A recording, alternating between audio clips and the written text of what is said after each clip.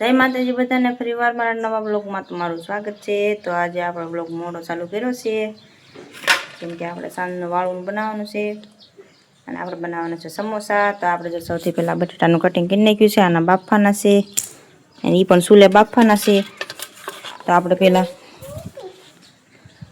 પાણી ગરમ થવા મૂકી દીધું હતું, પાણી ગરમ થઈ ગયું છે, બહાર પણ જોવું લાગે છે। ચૂલે આપણે બટેટા બાફી મૂકવાના છે। પાણી સરસ મજાનું ગરમ થઈ ગયું છે કેમ કે ઘણી વાર લાગી આપણે પાણી ગરમ કરવા મૂકી દઈએ। જો પાણી ગરમ થઈ ગયું છે તો આપણે એમાં નાખી દઈએ બટેટા।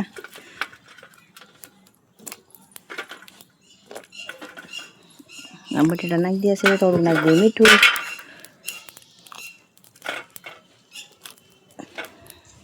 જા બટેટા બફાય ત્યાં સુધી આપણે બીજું કરી નાખ્યું તૈયાર। બટેટા બફાય ત્યાં સુધી તો બટેટા બફાય એટલી વારમાં આપણે લોટ બાંધીને તૈયાર કરી વાળવી। જો આ છે મેંદાનો લોટ, એને સાળ નાખવી।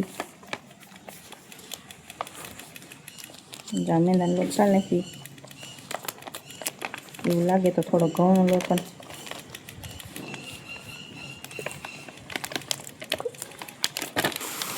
થોડો ઘઉંનો લોટ સાળ નાખવી।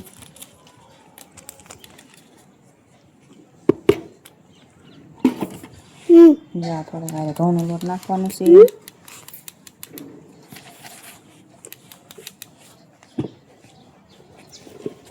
અને થોડું મીઠું નાખી દેવી।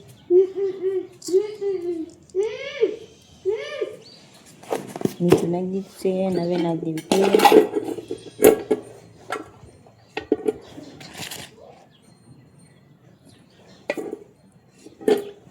જો આપણે તેલ નાખી દીધું છે,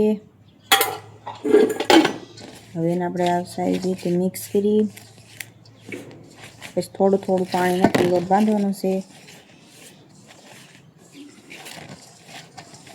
આપણે થોડીક વાર મૂકી દેવી ઢાંકીને એટલે લોટ સરસ મજાનો થઈ જાય। તો આપણે થોડું થોડું પાણી નાખી લોટ બાંધવાનો છે।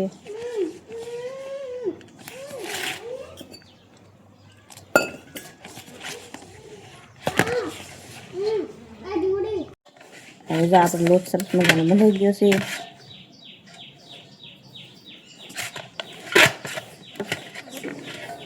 સરસ લોટ બંધાઈ ગયો છે મેંદાનો।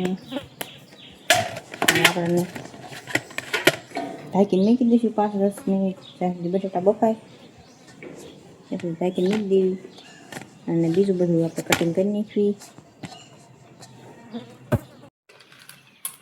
તો આપણે મરચાંનું, ટમેટા અને કોથમીરનું કટિંગ કરી નાખી। ઝીણું ઝીણું કટિંગ કરવાનું છે તો આપણે ફટાફટાનું કટિંગ કરી નાખી।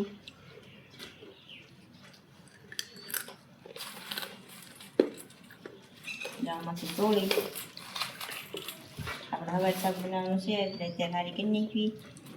હવારે આપણે સીધું શાક બનાવવાનું છે એટલે આપણે ટમેટા અને મરચાં સુધારી નાખવી।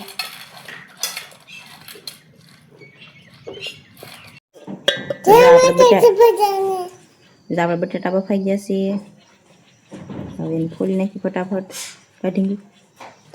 તને સમોસા ભાવે? બીજી ગુડી ન કાઢતી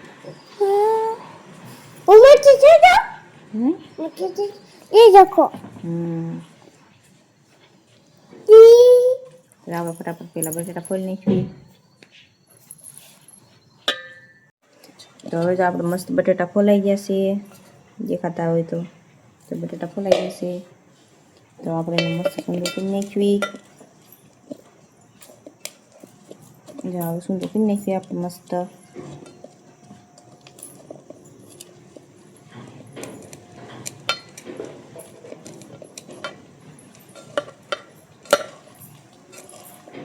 અંધારું પણ થવા માંડ્યું છે કેમ કે આપણે થોડુંક મોડા બટેટાની બાફા મૂક્યું હતું એટલે મોડું થઈ ગયું।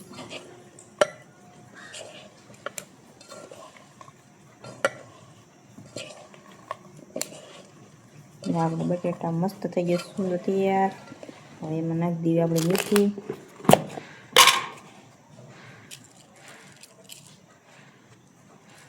મીઠું નાખી દીધું છે અને આપણે ટમેટા સુધાર્યા હતા એ ટમેટા નાખી દીધા છે અને બીજા એમાં હતા લીલા મરચાં અને લીલા ધાણા હતા સુધાર્યા હતા એ નાખી દીધી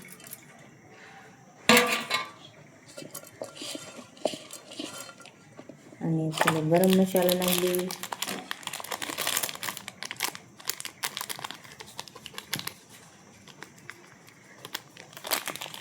ગરમ મસાલો નાખી દીધો અને નાખી દીધો હળદર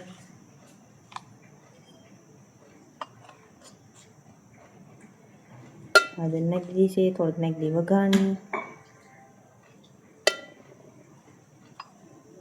અને એમાં નાખી દેવી લીંબુ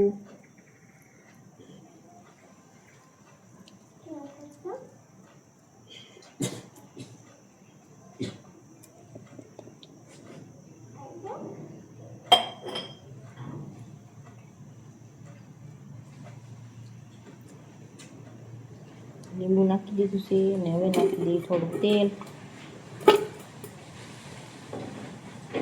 તેલ પણ નાખી દીધું છે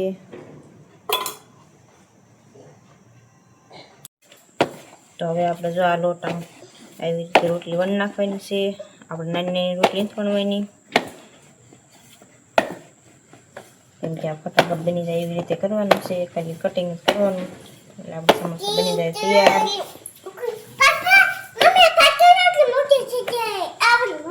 હા એવડે મોટે જો મોટી રોટલી વણવાની છે અને પતલી કરવાની છે જેથી કરીને ચકડીઓ થાય આપણે બહુ જાડી રોટલી નથી રાખવાની જો આવી રીતે હાવ પાતળી કરી નાખવાની છે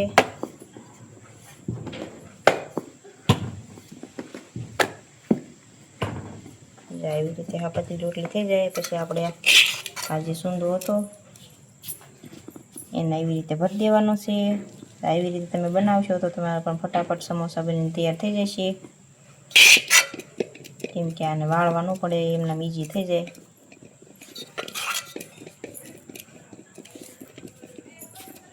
આવી રીતે ભરી દેવાના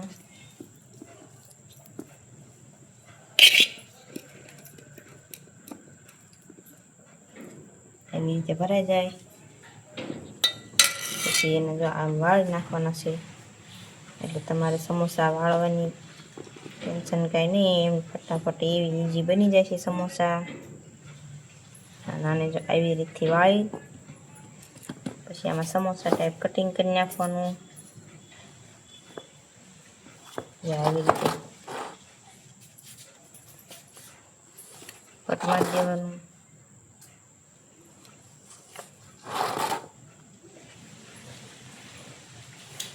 આવી જ રીતે આપણે સમોસા બની જશે અને આપણે આટલા બની નાખ્યા છે અને આવી રીતે જો આ જે ખુલ્લું હોય એને હાથથી આવી રીતે આમ બંધ કરી દેવાનું એટલે સૂંદો બહાર ન નીકળે અને તમારા સમોસા પણ ફટાફટ બનીને થઈ જશે તૈયાર તો હવે આપણે તળી નાખવી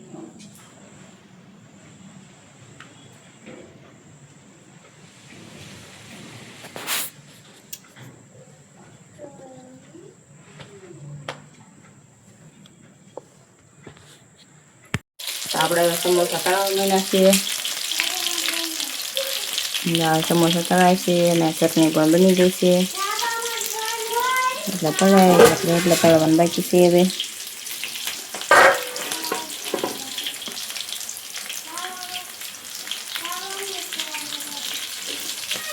સરસ મજાના તળાવ દેવાના એટલે સરખા પડ્યા થાય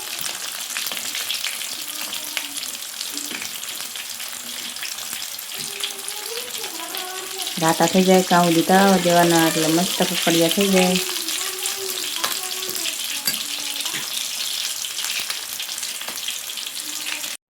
આવા આપણા સમોસા તળાઈ ગયા છે અને આપણે ચટણી પણ લઈ લીધી છે અને એટલા સમોસા તળવાનું બાકી છે અને મસ્ત કકડિયા પણ થયા છે જો 10 મજાના કકડિયા થયા છે ખાવાની પણ બહુ મજા આવે તમે પણ ઘરે ઘરે ટ્રાય કરી બહુ મજા આવે બનાવવાની અને ખાવાની પણ. હવે મળશું મારા નવા વ્લોગમાં. ત્યાં સુધી બધાને જય માતાજી.